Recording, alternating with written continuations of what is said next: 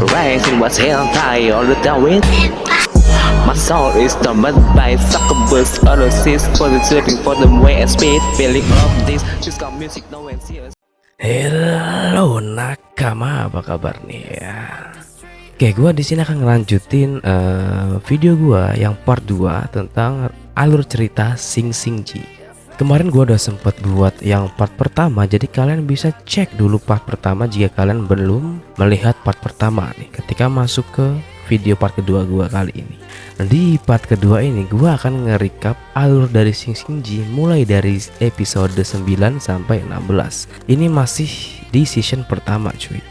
Berdasarkan cerita yang udah gue bahas di part pertama kemarin, jadi setelah pertarungan sengit antara Bailang dan Jinggang, yang Jinggang itu merupakan salah satu dewa yang diutus dari langit, Bailang di sini mencoba untuk membujuk Tang Sanza untuk menemaninya mengembalikan kitab suci ke Nirvana. Namun di sini Tang Sanzan mengeluhkan rumah bordirnya yang rata dengan tanah akibat jurus naga milik Bailang. Meskipun begitu, Tang Sanzan akhirnya bersedia nih mengantarkan kitab suci kembali ke Nirvana. Akhirnya ia menuju ke suatu tempat di mana tempat itu merupakan gudang yang digunakan untuk mengurung Aoqiu atau seorang pangeran naga.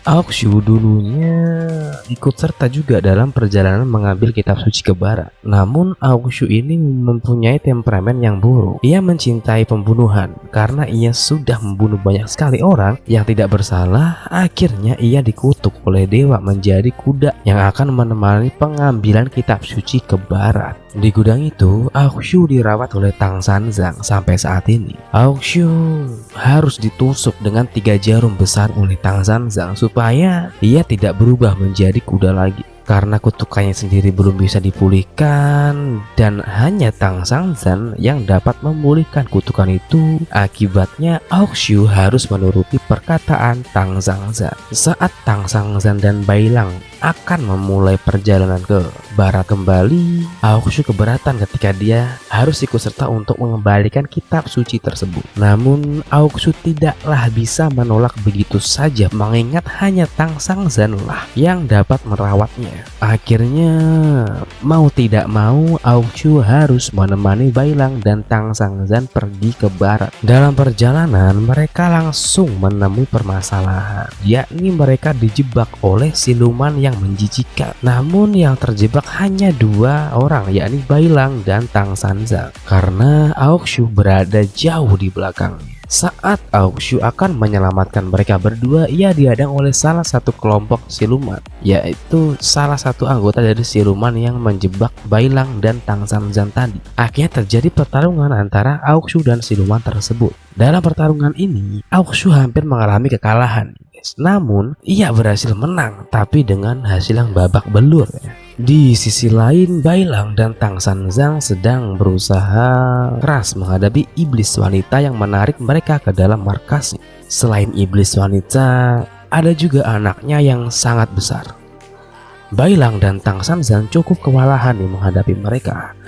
Namun pada akhirnya Tang Sanzan berhasil menetralisir kekuatan iblis tersebut. Dikira semua permasalahan sudah usai. Namun saat Tang Sanzan dan Bailang keluar dari markas kotor itu, mereka dihadang oleh kelompok dewa yang bahkan lebih kuat dari Jinggang yang kemarin menghadang Bailang di rumah bordir Tang Sanzan. Mereka semua awalnya adalah teman Tang Sanzan nih guys. Namun mengetahui Tang Sanzan telah melukai salah satu anggota dari 8 dewa Jinggang, maka mereka tidak tinggal diam. Sekaligus mereka sebenarnya ingin juga mengambil misi mengamankan kitab suci yang berada di tangan Bailang.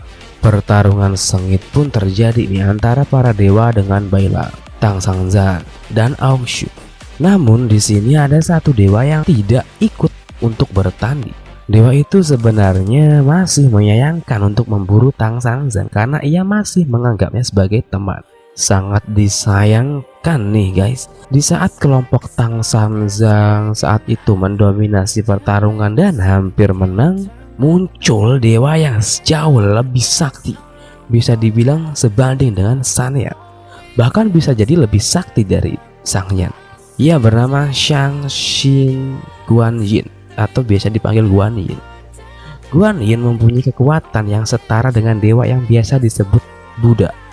Akhirnya Tang Sangzan dan lainnya kalah telak di tangan Guan Yin. Bai Lang hampir saja terbunuh, namun hal tidak terduga membuat semua dewa, bahkan Guan Yin sendiri tercengang, yakni kemunculan Buddha yang menyelamatkan Bai Lang dari kematian dalam sekejap. Ternyata nih guys, Buddha itu menyamar menjadi sosok anak kecil sehingga tidak satupun yang mengenalinya sebelumnya. Buddha adalah dewa yang menentang kekuasaan Xitian.